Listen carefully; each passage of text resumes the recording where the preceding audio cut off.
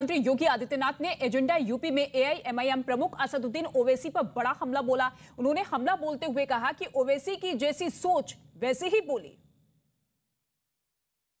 मैं अब आपको एक ओवैसी साहब की बाइट दिखाता हूं। ओवैसी साहब कह रहे हैं, क्या आप सुनिए और इसका जवाब दीजिए। ओवैसी साहब की बाइट को प्ले करते हैं।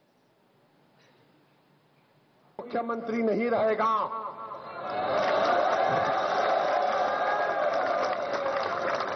हमेशा मोदी प्रधानमंत्री नहीं रहेगा, और हम मुसलमान वक्त के एतबार से खामोश जरूर हैं, मगर याद रखो हम तुम्हारे जुल्म को भूलने वाले नहीं हैं।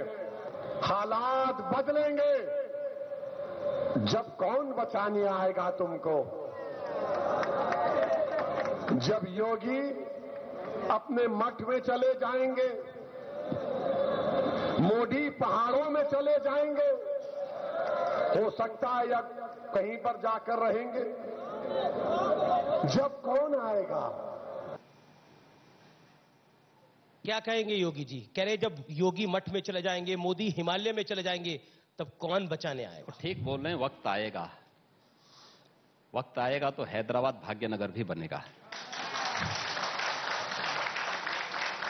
पर आपको लगता नहीं है ये पोलराइजेशन का हाई पॉइंट है? ओवैसी इस तरह की बात कर रहे हैं, आप लोग काशी को भव्य बनाने की बात, मथुरा को भव्य बनाने की बात कर रहे हो। ओवैसी क्या करना चाह रहे हैं? ओवैसी से आप उम्मीद क्या करते हैं? ओवैसी से क्या आप सत्यनारायण की कथा सुनना चाहते हैं क्या? आप क्या उनको चाहते हो सत्यनारायण की कथा सुनाए? उनका चेहरा मोहरा, उनका राग रंग जो है, वो कभी भारत के गौरव और भारत के सांस्कृतिक राष्ट्रवाद का प्रतीक हो ही नहीं सकता। उनके जो संस्कार हैं वो बोलेंगे, मेरे जो संस्कार होंगे मैं वो बोलूंगा। पर वो तो अखिलेश जी के खिलाफ भी बोल रहे हैं। देखिए, वो कहते हैं कि 19% मुसलमानों का कोई सगा नहीं है। मैं वही कह रहा हूं, सबने ठगाया। अगर यही दिमाग में बात सबके आ जाता तो ये वोट बैंक की राजनीति ही समाप्त हो जाती। राष्ट्रवाद, सुशासन और विकास पे राजनीति होती, इन मुद्दों पे चर्चा होती जी।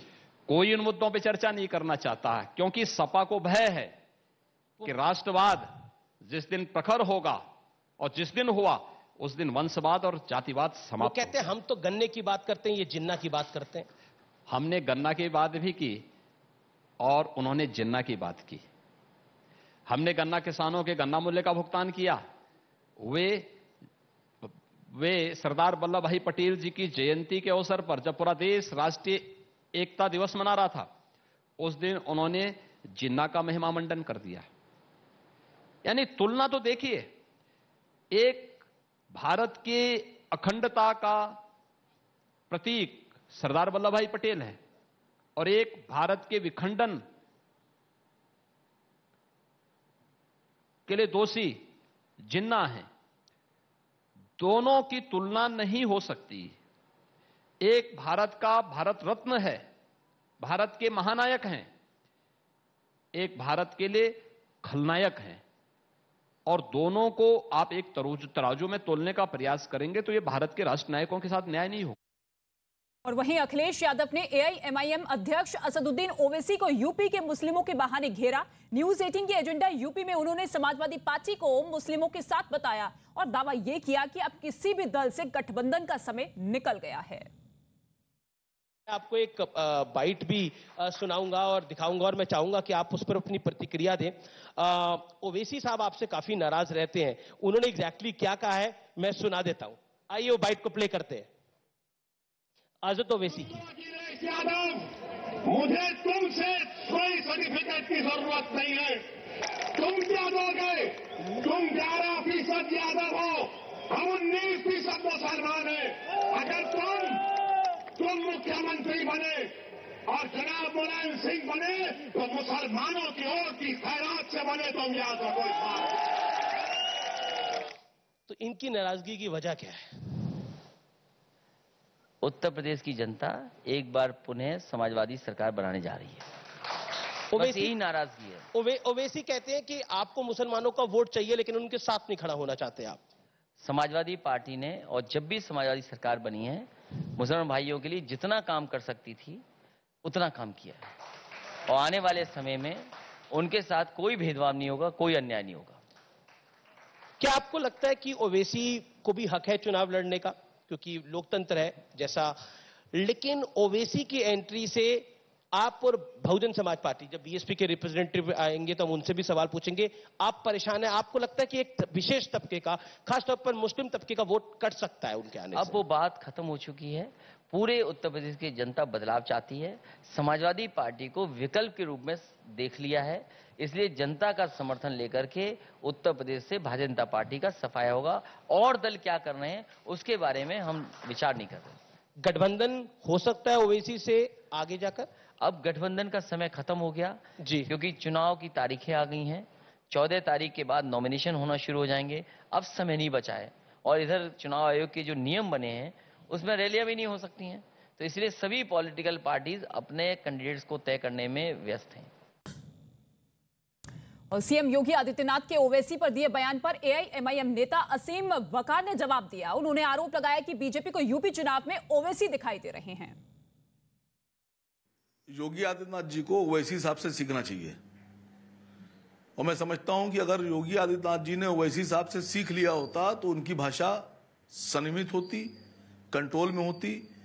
योगी जी ने कल एक प्रोग्राम में, आप ही के प्रोग्राम में, ये बात कही कि अगर फला का घर जलेगा तो फला का कैसे बचेगा। ये एक मुख्यमंत्री की भाषा नहीं है। मुख्यमंत्री जी, आप उत्तर प्रदेश के मुख्यमंत्री हैं। कानून व्यवस्था कंट्रोल करने के लिए आपको कानून के दायरे में लाकर मुख्यमंत्री बनाया गया है। अगर कोई किसी का घर जलाता है तो आपका काम उसको सजा देना है, धमकी देना नहीं है कि फला का घर जलेगा तो फला का जल जाएगा। आपको अपने गिरबान में झांकना चाहिए। एक मुख्यमंत्री की भाषा ऐसी नहीं हो सकती। ओवैसी साहब ने कभी भी लोगों के घर जलाने की बात नहीं की है। उन्होंने हमेशा ये कहा है कि अगर कोई किसी का घर जलाता है, हमला करता है, तो उस पर कार्रवाई की जाना चाहिए। और आप ऐसे मुख्यमंत्री हैं कि आप कह रहे हैं घर जलेगा तो दूसरे का जलेगा। शर्म आना चाहिए। प्रदेश को ऐसा मुख्यमंत्री नहीं चाहिए। और वहीं असम के मुख्यमंत्री हेमंता बिस्वा शर्मा ने एआईएमआईएम अध्यक्ष असदुद्दीन ओवैसी पर जमकर हमला बोला। हेमंता बिस्वा शर्मा बीजेपी के एक कार्यक्रम में शामिल होने के लिए तेलंगाना के वरंगल पहुंचे थे। अभी भारत को कोई रोकने वाला नहीं है। जैसे आर्टिकल 370 खत्म हो गया, जैसे राम मंदिर बनना काम शुरू हो गया, यहाँ में भी निजाम का नाम और निशान मिट जाएगा, ओवैसी का नाम और निशान मिट जाएगा। वो दिन ज्यादा देर नहीं है। जेडीयू नेता अजय आलोक ने भी असदुद्दीन ओवैसी पर जमकर हमला बोला। उन्होंने ओवैसी पर ध्रुवीकरण का आरोप लगाया। देखिए, ओवैसी जैसे राजनीतिज्ञों का एक ही एजेंडा है, ध्रुवीकरण करके अपनी राजनीतिक रोटी सेकना, और इस चक्कर में वो समाज का ध्रुवीकरण कर देते हैं, जो कहीं से भी लोकतंत्र के लिए स्वस्थ परंपरा नहीं है।